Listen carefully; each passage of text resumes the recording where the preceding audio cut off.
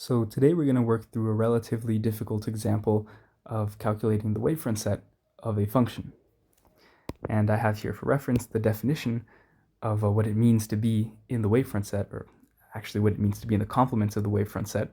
So if we have U, a distribution, then U is smooth at this point and this direction, the point x0 and the direction I0, if there exists a test function such that it's 1 on a neighborhood of x0, so it's a cutoff function, and there exists an open cone such that for all directions in the open cone, we have rapid decay of the distribution localized by phi. Okay, so this rapid decay of the Fourier transform in that direction indicates that, by definition, the distribution U is smooth in that direction. If it's not smooth in that direction, then that direction is by definition in the wavefront set of U. It's the direction of where U is singular. So we're going to calculate the wavefront set of the following function. So the Heaviside step function with respect to the variable x1, tensor product with the constant 1 function with respect to the variable x2. So this is just a complicated way of writing the following function, which I'll draw the graph of here. So this is a function defined on R2. So if we have the axis x1 and the axis x2, the graph of this function looks like a semiplane here at x1 less than or equal to 0, and another semiplane here at x1 greater than or equal to 0. So this second plane is at the level 1 here, and the other one is at the value 0. So this is what the graph of our function looks like, right? We just have basically a big old plane with a discontinuity at the x2 axis. Okay, so the task here is to find the wavefront set of this function. And we know from a previous lemma that the wavefront set, that if we project the wavefront set onto its first component, let's project the wavefront set of U onto its first component, this is just the singular support of U. So we really only need to look for the wavefront set on the singular support. And clearly the singular support of this function, just looking at the graph, is the x2 axis. So this is the singular support. And that's where we'll be looking for our wavefront set. So we can say that the wavefront set, let's just call, actually, to make our lives easier, we'll call this this function U here. So we'll call that U. So the wavefront set of U, it will be contained in the set. Let's see. So our x1 has to be. So I'm just writing the x2 axis. So this is 0. X2, side 1, side 2, such that x2 can be anything, and yeah, so yeah, this is basically xi1 and xi2.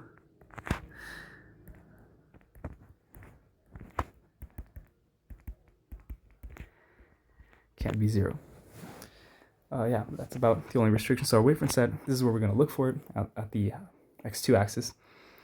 And so now we just have to find the directions in which this function is singular. And so our guess here, we'll make a guess. We'll guess that the directions in which this function is singular. So let's just write down the domain of the function. This is the domain of U. And we have the singular support here. Right, this is the x2 axis, and we'll guess that the wavefront set is just every point along here with these directions here that are perpendicular to the x2 axis. So these directions would be the directions xi1, xi2, such that xi1 is equal to 0.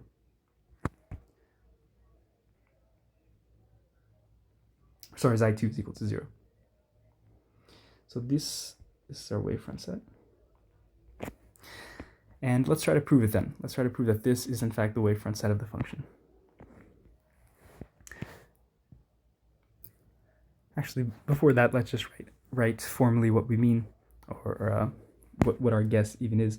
So the wavefront set of u, we guess that it is exactly equal to, it's at 0x2, right? That's where we were looking for, but now let's restrict that set above a little bit further. We'll say x2.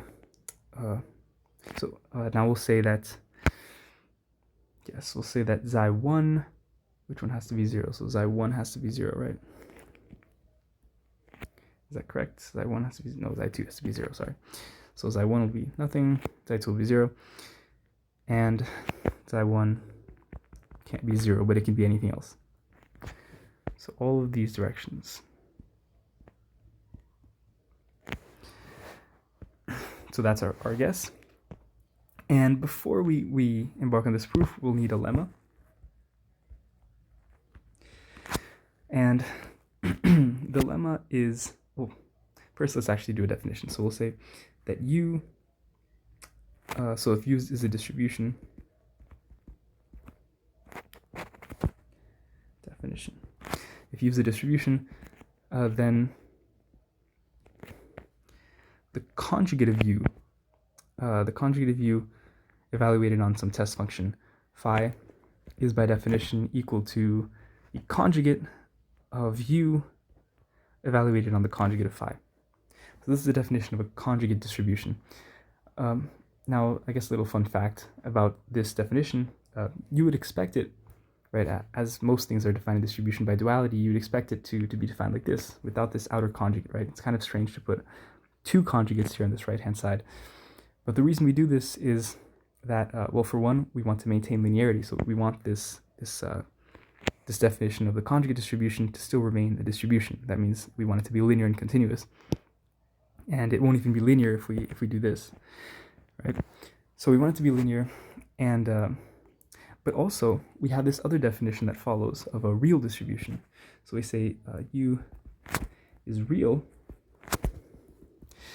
if u equals its conjugate.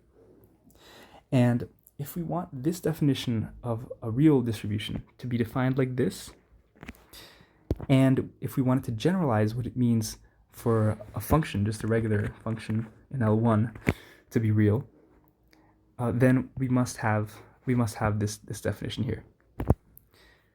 So that forces this definition. And yeah, so I guess I can talk a little bit more about this. So the reason for that is that suppose f is a function in L1, and suppose it's real. So it's a real function. And so let's compare these definitions. So let's compare this one. So I'll call this the true definition, and I guess the fake definition would be this one. So let's see which definition, for which definition f is both a real function and a real distribution.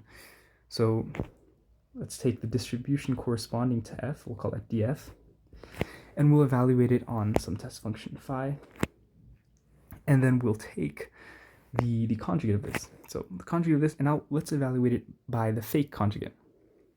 So the fake conjugate says that this would be equal to, by definition, df evaluated on the conjugate of phi, and this, since f is a function, this is equal to just f times the conjugate of phi. And this is clearly not equal to, what did we want? We wanted this, right? Yeah, so this is not equal to this. This is equal to this, but not this, right? So we don't have that f, which is a real function. We don't have that it is a real distribution, right? But if we were to use the real definition of being a conjugate, distribution, or a real distribution, then we would have, if we were just to write the same thing, here we use the real definition. This is df phi, and then we have a conjugate outside. This would be equal to this. We can put the conjugate inside here. So we have a double conjugate here and one here. And of course, then both of these all these conjugates disappear. The double conjugate disappears because it's conjugate of conjugate, and the conjugate of s disappears, f disappears because it's a real function. So this is in fact equal to df phi. So if we want to define a real distribution in a coherent manner, this needs to be the definition of of the conjugate. So this is just a tangent. This is really kind of irrelevant for the proof. And so this is the definition of a real distribution. And so now the proposition that we need, the lemma is that if U is a real distribution,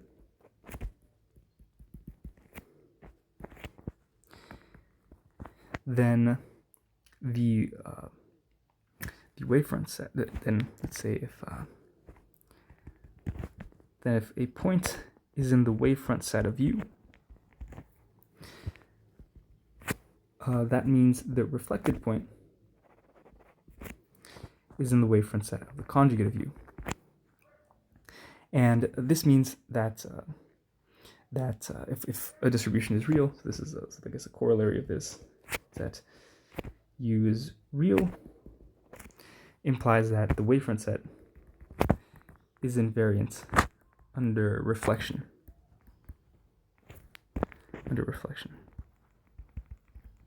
Right. So let's prove this lemma.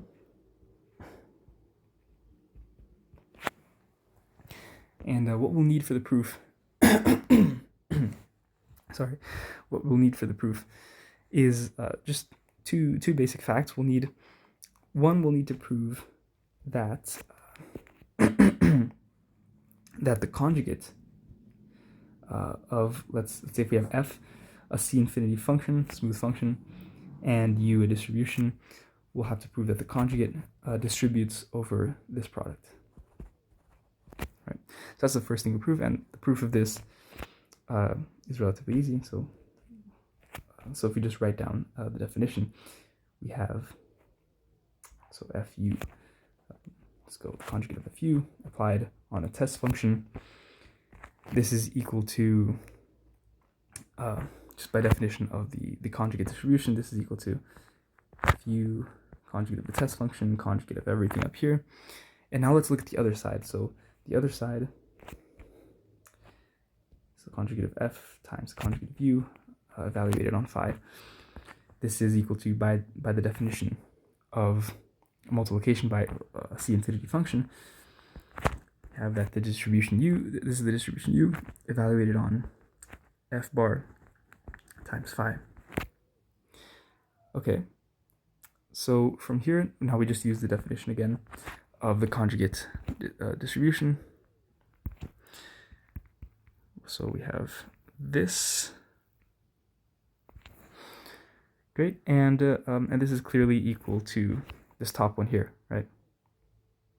Because we just take on f, so we had a double conjugate on f. Sorry, what did we have?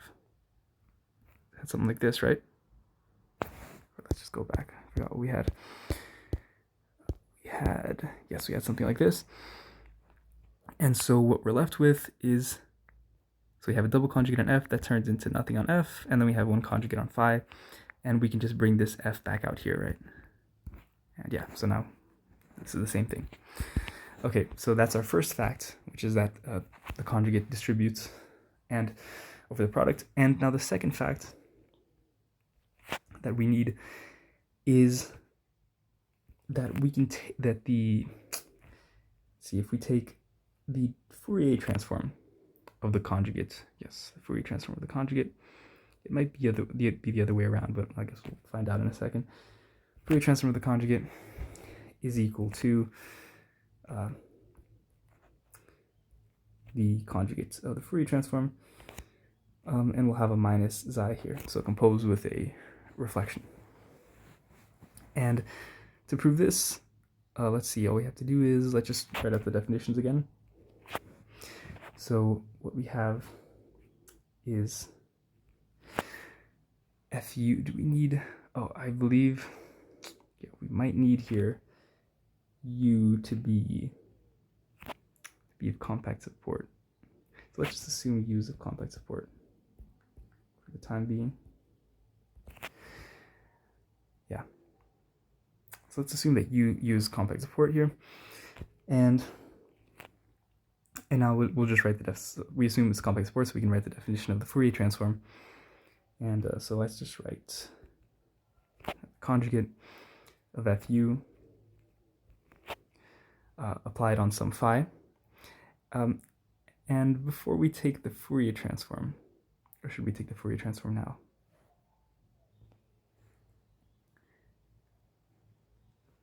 Oh, sorry about that. We don't need this f here yet. We don't need this f. We just need a u. Okay, yeah. So now this is much easier. So u is still compact support distribution, and you now have this, and we still have to apply the Fourier transform here. Yeah. So then to apply the Fourier transform of u, that's just u evaluated on e to the minus I psi x. Right? This is just the definition of the Fourier transform. If we want to extend it analytically, we just have to plug in complex values into this psi. So this is the definition of the Fourier transform. And now we apply the definition of the conjugate distribution. Get u minus I psi x, and we'll take the conjugate of this and the conjugate up here. And so of course the conjugate of this exponential is just the same thing, except with the exponent with sign switched. So this is equal to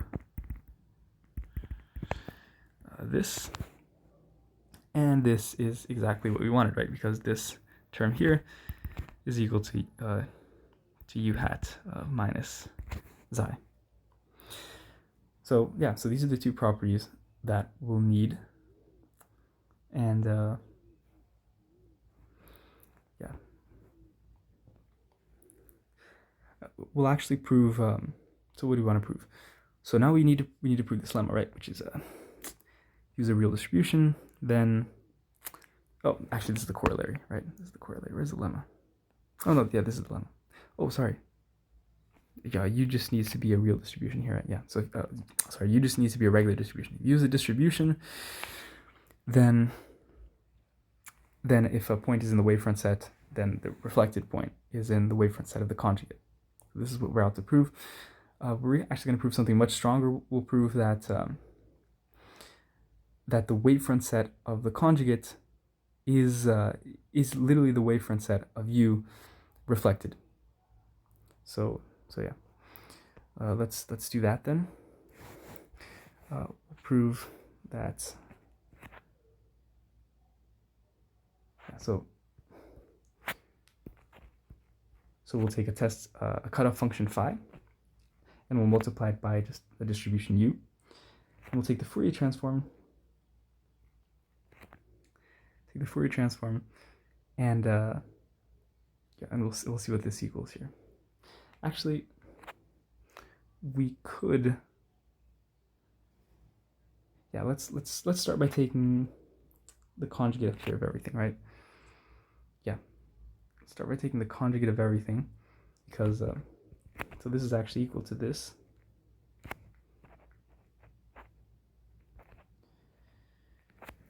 And by our this property up, which property should be used first? So I guess we'll use this property here first. And so that means we can switch the conjugate with the Fourier transform, because this is a distribution of compact support, of course, because phi is of compact support. So flip these two, put a little minus sign in the argument, and from here, let's see, we can, yeah, from here we just use now the first property that we proved, which is that the conjugate distributes over the product. So we have this.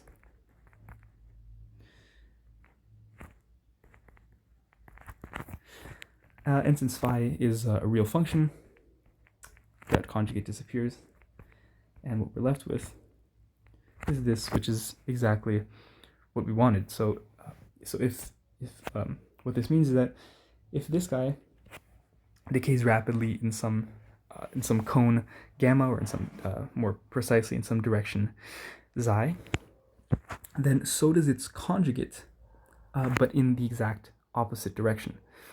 So of course, if a direction is, so if u is smooth in the direction xi, then u bar is smooth in the direction minus xi.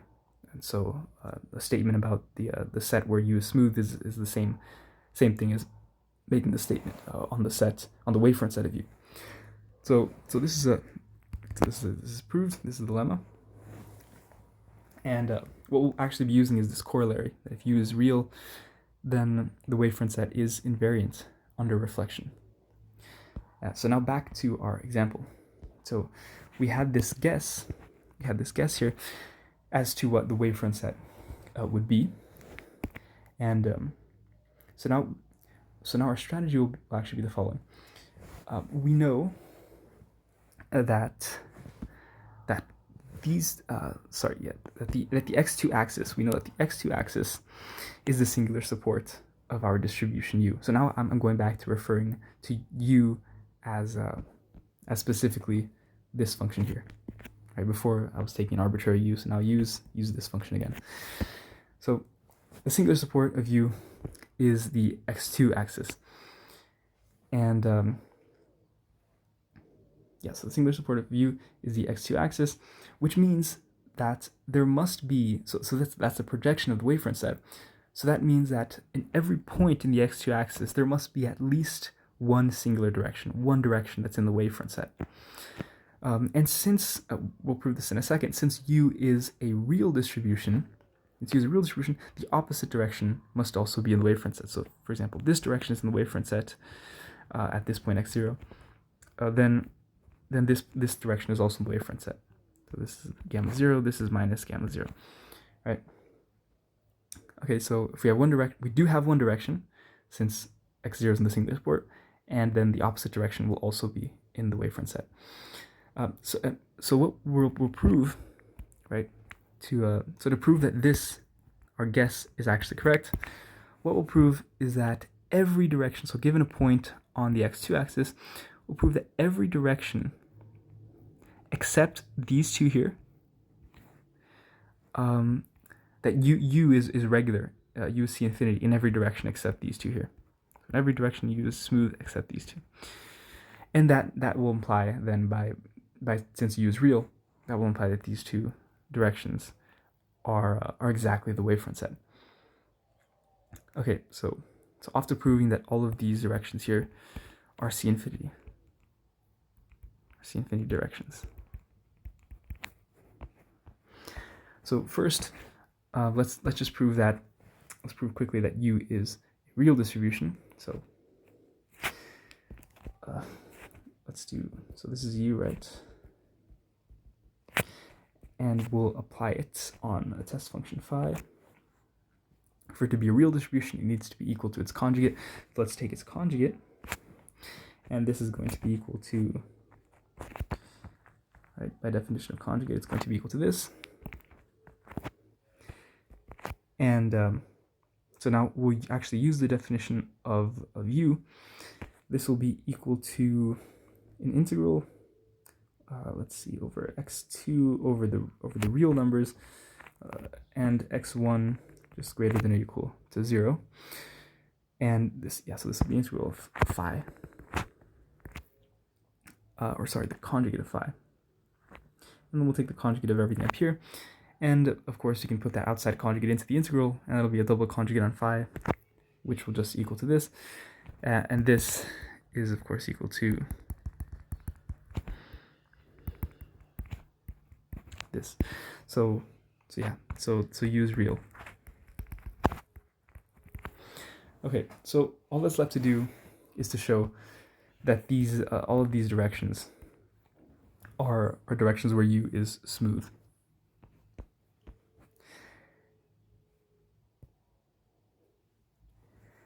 Okay, so let's do that. So the directions that we'll be proving u is smooth in will be specifically exactly the directions for every point 0 x2 fixed. It'll be every direction that's not one of these directions here.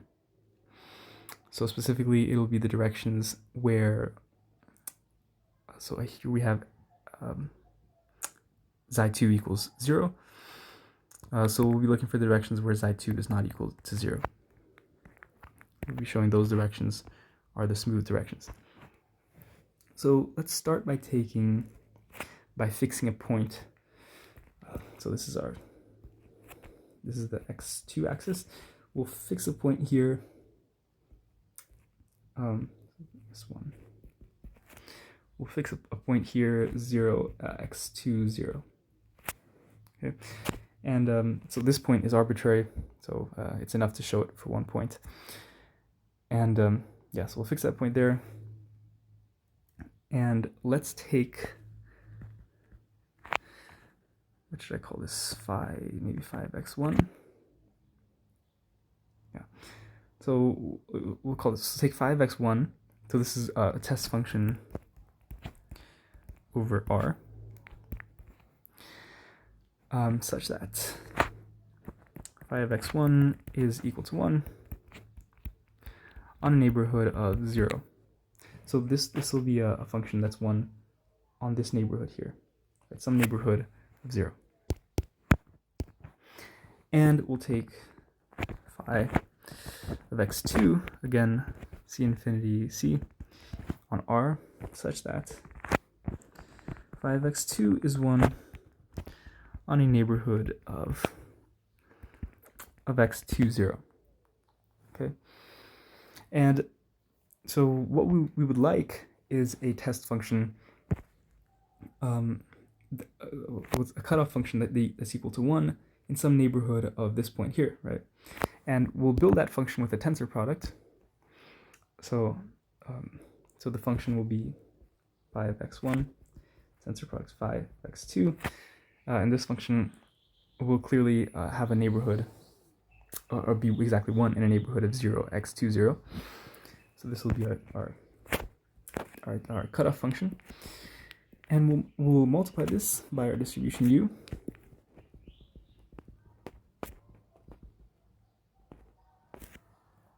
And let's take the Fourier transform of all this. Fourier transform of all this. Right, now we're looking to bound this. So before we start bounding, we'll just use a property of the tensor product.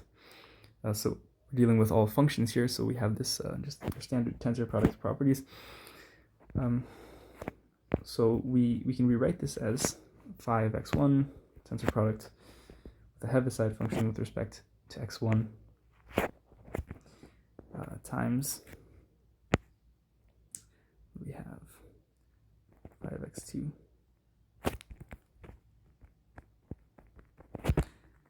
tensor product with 1.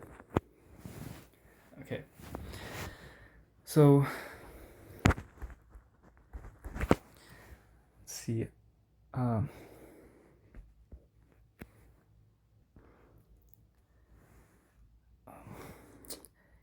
Actually, this does not make sense. This doesn't make any sense.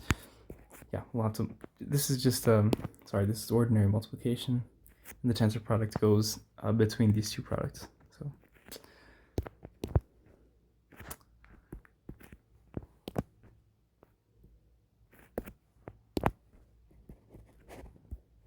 yeah, that's better. And so now just properties of the Fourier transform. We'll have, actually just copy paste this.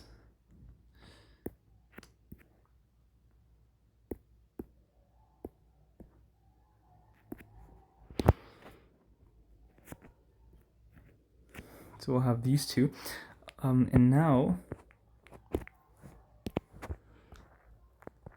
so this will be, this first one will be Fourier transform, and the variable will be xi1. And for the second one, the variable will be xi2. Okay, so now we write out these definitions. And let's see what will be the most interesting one. So for the second one here, this 1 just goes away, right? This 1 is just equal to 1. And for this guy here, we have This is the Fourier transform of 5x1 times the Heaviside step. So this is equal to, so let's just take the Fourier transform. Okay, so this will be the Fourier transform of x1 greater than or equal to 0, right, because of the Heaviside step. And then keep this function in here. This is with respect to x1 times e to the minus I, xi1 x1 with respect to x1. So yeah, so this is this integral. Am I missing something here? I don't think so. Yeah, so I don't think we have this tensor product here either. Yeah, I think now with the Fourier transform property, I think this is just a regular product. Okay, so then we have this times this. Yeah, so this is correct, I think. And so this guy over here, does this turn into a constant? Let's see, if we were to, yeah, I think we can bound this now. We can start bounding. And so we'll put this, let's see. So we have this integral over here, x1 e to the something. And we'll just put the absolute values here.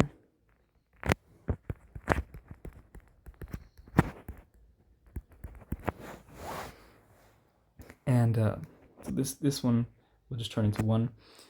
And then outside of this, we'll have, at least with respect to xi1, this will be this will actually be a constant, right? This is just an integral with respect to x1. We don't have any loose variables. So this is a constant.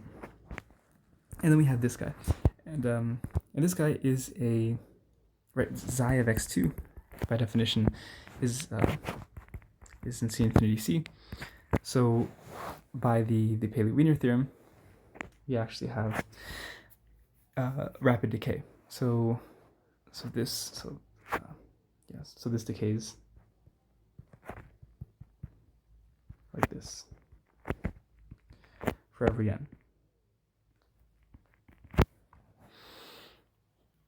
Right, so we have rapid decay. And what did we actually bound here? So in the beginning of the bound, we had this guy, which is, this is just from the definition of the wavefront set. This is some test function, or some cutoff function, phi times RU, right?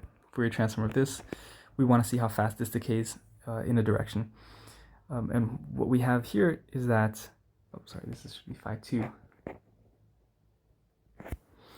Okay, so and what we have here is that we do have rapid decay in every xi2 direction.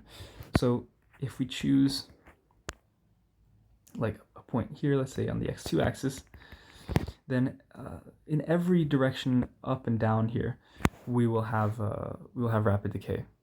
So as long as we don't have any component xi1 in this direction, we know we have rapid decay.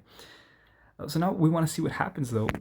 So we don't want rapid decay with respect to xi2. We want a rapid decay, remember, with respect to every direction except these horizontal ones.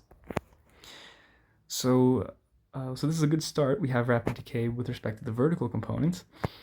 But what if we introduce just a little tiny horizontal component? Then what happens? Does it ruin this bound? Right? We wanted this. Ideally we wanted this. Right? Xi here. We have xi2 here instead. So if we substitute this xi2 with xi, does it ruin the bound? And the answer is no. And so this is a very analysis-like argument to justify this. So what we'll do here is we'll say, all right, we know that along these directions, these vertical directions, we have rapid decay. So we'll define a cone. Define a cone like this.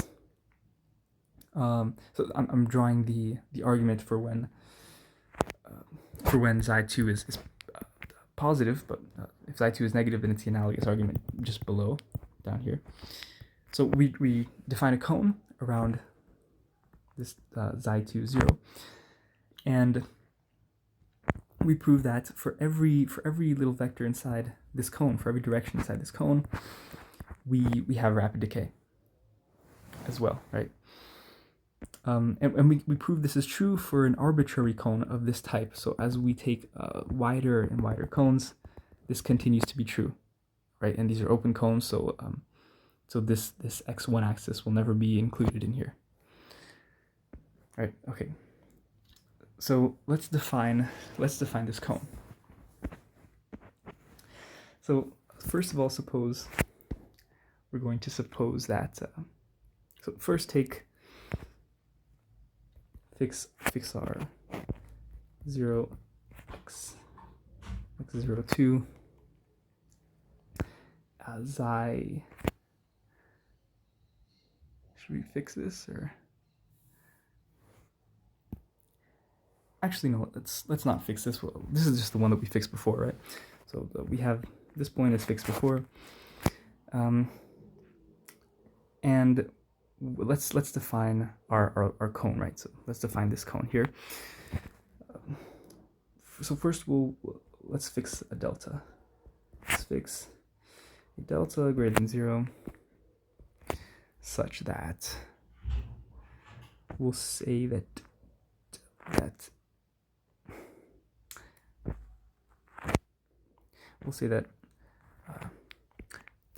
well, yeah, okay, so we have two cases, right? We have the case when this is positive and when this is negative. So we'll suppose that this is positive first, and the negative case is analogous.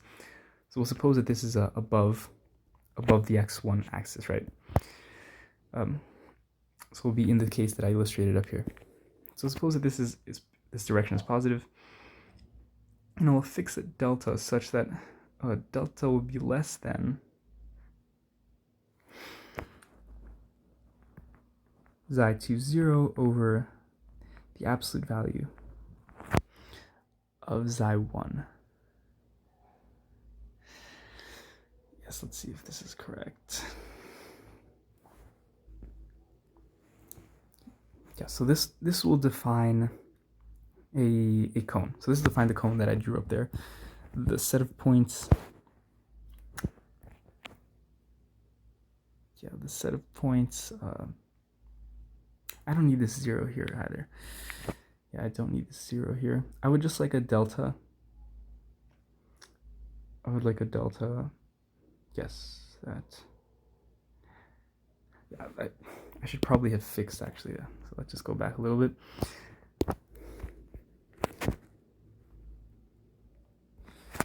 This is xi1 0 and xi2 0. We'll fix these two. We'll fix this this direction. It's nice to have a direction fixed because then we'll be proving does our distribution U decay rapidly in this specific direction, right? So the question is, does U decay rapidly here?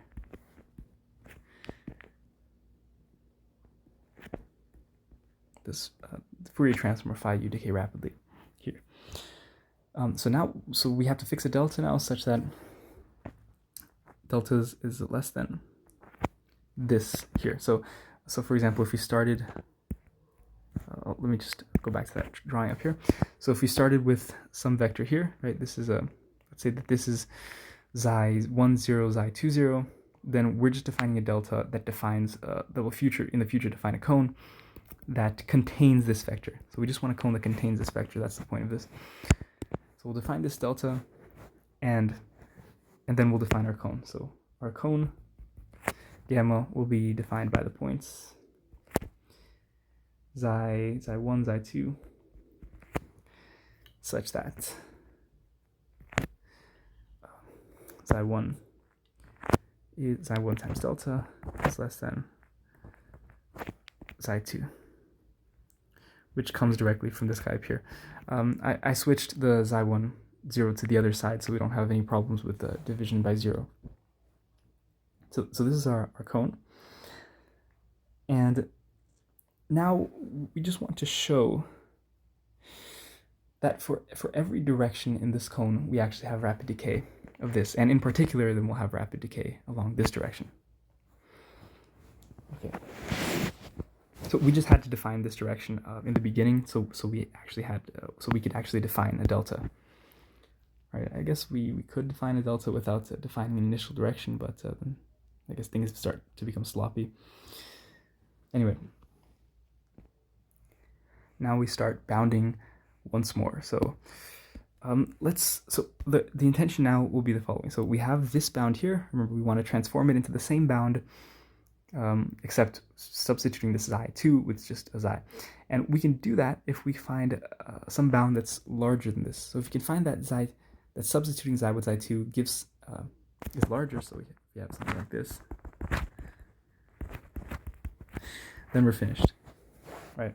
And for this guy over here to be larger, we would need this to be somehow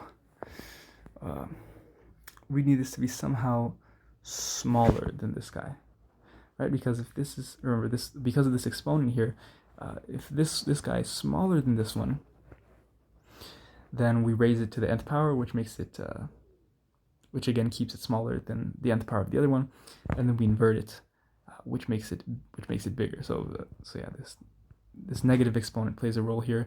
So if we can find that if we substitute this xi2 with xi, and this xi is smaller than the xi2, then we win.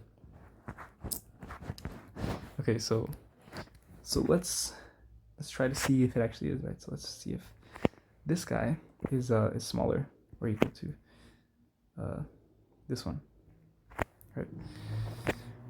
And so we'll start by just writing the definition. 1 squared plus 2 squared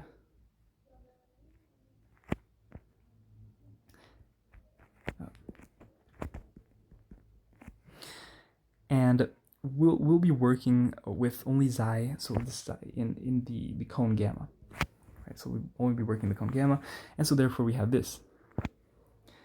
And so then we can bound this by, let's see, we can substitute xi1 by what? By 1 over this xi2.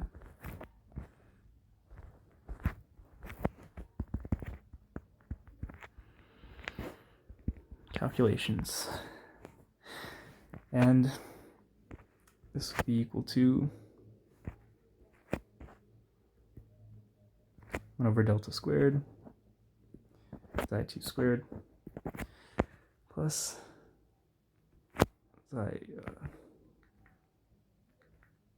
forgot how to write a xi. Okay. This, which will be equal to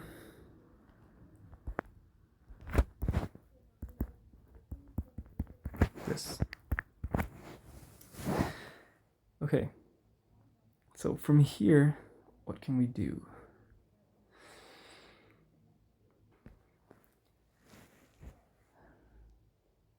Oh, sorry again. Yeah, we have to put this, I forgot this exponent here. Yeah. So, okay, so now with this exponent, obviously it makes it a lot easier. We have a square root of this guy, so this 2 goes away. The square root of this, and this whole thing is a constant over here.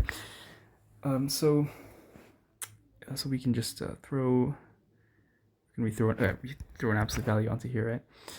Okay, so now we are ready. Yeah, so we can throw this guy to the other side of the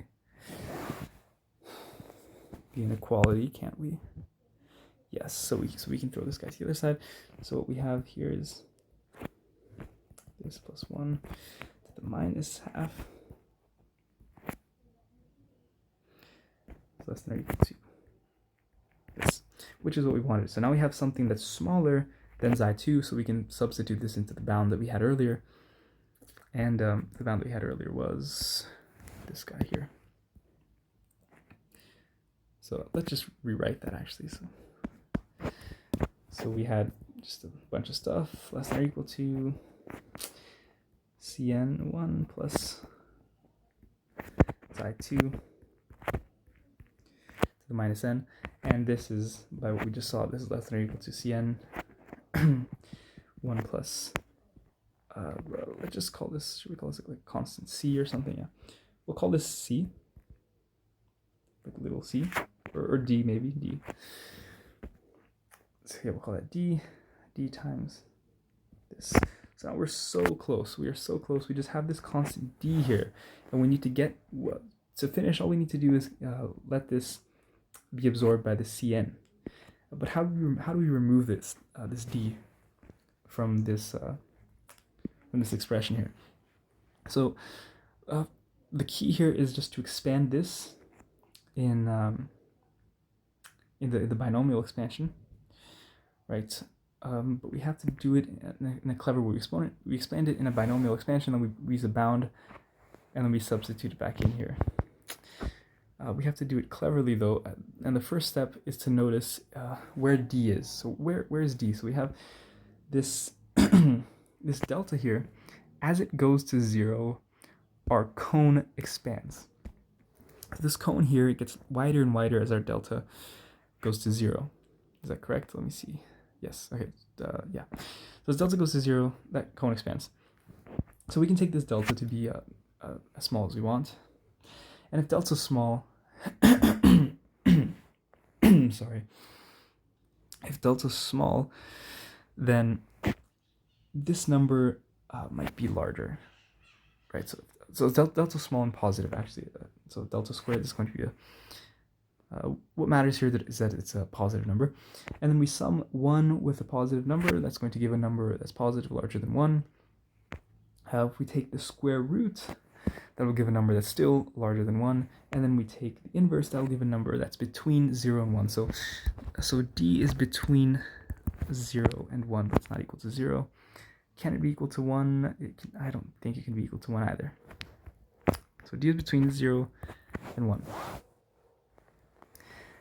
And so now, if we just rewrite this as like this, let's put the cn on top, then this bottom portion here, this bottom portion can be rewritten as, so let's go from k, the sum from k to 0 all the way to n of, here's the Newton binomial here. I have this combination n choose k times 1 to the n minus k, but that's just 1, times d xi here to the k. So this is equal to d to the k times xi k. Okay, so what we would like is to pull this guy out. We like to pull this guy out of the sum somehow, because then what would be left is just 1 plus xi to the n, right? So that would be something over here times 1 plus xi to the n, and then this something that's out here can be absorbed into the constant cn. So what we have to be careful with though here, let's see, do we really have to be careful? Yes, we have to be careful to not make this whole thing over here on the right hand side smaller, to not ruin the bound. So whatever we do when we pull this constant here, we have to make sure that this whole expression is larger. And to make sure that this whole expression is larger, then that means this bottom part has to get smaller, either stay the same or get smaller. And for this bottom part to get smaller, what would need to happen? Yeah, so we have this something raised to n here, but that n shouldn't bother the monotonicity of the thing. So we would like this thing to get smaller, which means we would like d to get smaller, right? Or sorry, at least we would like to exchange this bottom part with something smaller. Okay. So what can we do here? We know that d is between 0 and 1. And so we have this whole sum over here, and with varying powers of d. If we want to make this whole sum smaller, which is in fact our intention, what should we bound this by? Like, if we want to make this whole term smaller, we want something basically to the left of this. What can we do? if we want to pull out this constant by at the same time obtaining something that is to the left of this whole sum, that is less than this whole sum. Well, what we would do is we would like to pull out the smallest version of this guy.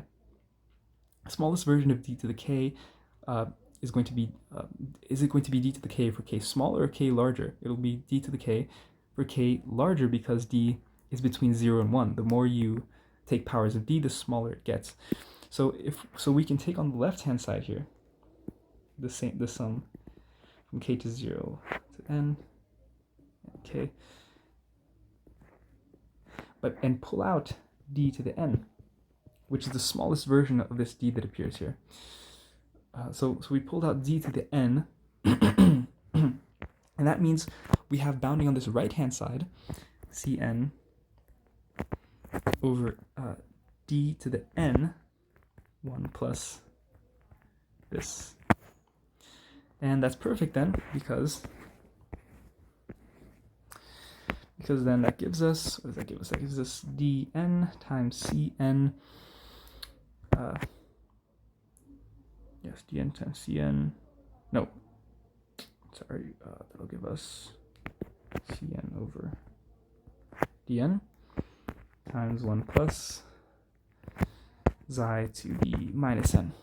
Right, so this will be this is the definition of our new constant, our new sequence of constant cn.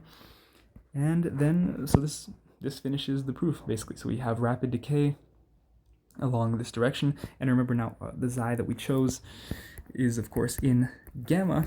And as we take delta going to 0, we can take gamma as wide as we want. So that concludes the proof, because the only two directions for which we didn't show rapid decay were these two directions, and there has to be at least one direction which is not a rapid decay, and if there's one, there's two, and so these must be the two directions in the wavefront set.